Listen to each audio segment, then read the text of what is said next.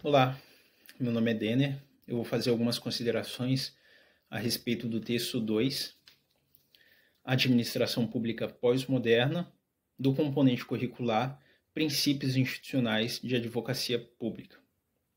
Bom, quando a gente pensa na transição de um Estado moderno para um Estado pós-moderno, é impossível, ou pelo menos extremamente difícil, a gente identificar ou precisar com exatidão quando essa transição, essa transformação aconteceu. O que se pode fazer, no entanto, é identificar elementos, ou um conjunto de elementos sociais, políticos, econômicos, jurídicos, que contribuíram para esse processo de transformação. Quando a gente pensa, então, na transição de um Estado moderno para um Estado pós-moderno, é possível, a gente consegue identificar alguns elementos econômicos, por exemplo, a necessidade de conter gastos públicos, necessidade também de aumentar a eficiência do Estado. A gente consegue também identificar elementos sociais, desigualdades entre as classes sociais, que são fatores, a gente pode até chamar de crises, que invocam o Estado, de certa forma, a se posicionar para solucionar essas crises. Certo? Então, a gente consegue identificar o que seria, o que é um Estado pós-moderno, identificando algumas características do Estado moderno. Então, um Estado que era extremamente centralizador dos poderes que lhe são atribuídos, ele passa agora a ser um Estado descentralizador.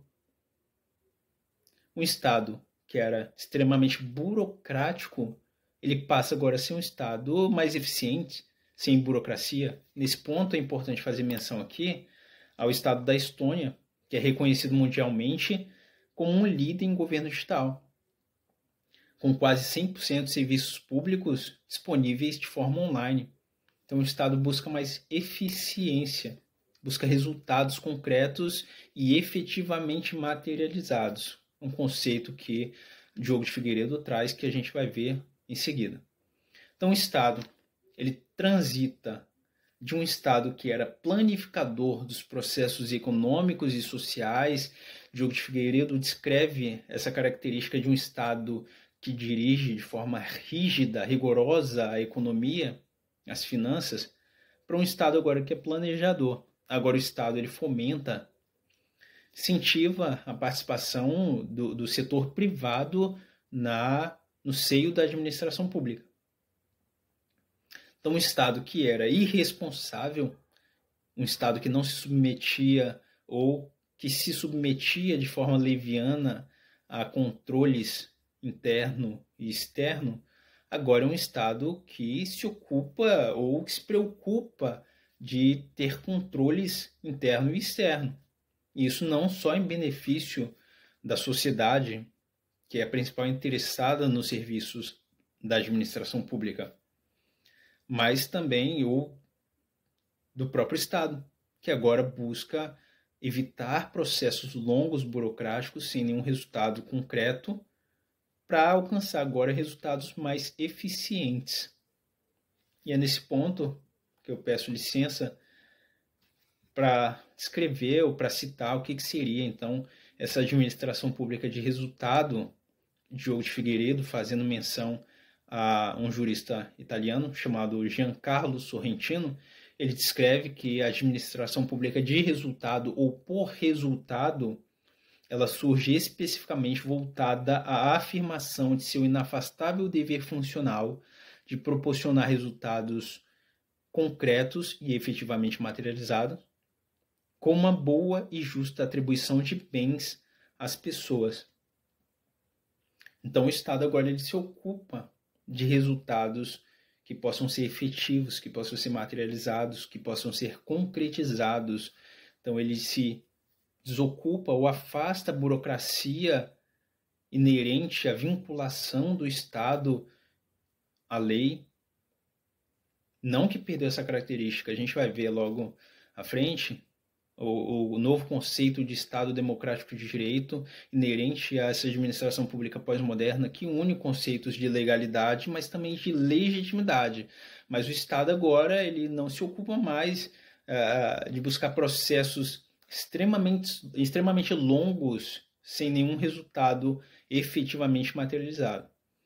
Então, Diogo de Figueiredo ele prossegue nessa lógica, nessa mesma ideia, dizendo que a Itália do jurista Giancarlo Sorrentino, ela transita a partir de 1990, da década de 90, ela transita de uma administração pública que se ocupava com os aspectos organizativos do agir estatal, agora ela transita para uma administração pública que se ocupa com o agir estatal em função de resultados.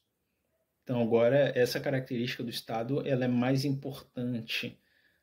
Uma administração pública que busca resultados efetivamente materializados, concretos. A gente transita, então, desse modelo de uma administração pública moderna com burocracias, com processos longos, com processos extensos, que muitas vezes, em razão, ou talvez principalmente em razão desses processos burocráticos, não alcançava resultados efetivos, concretos, para um Estado agora que se ocupa de eficiência.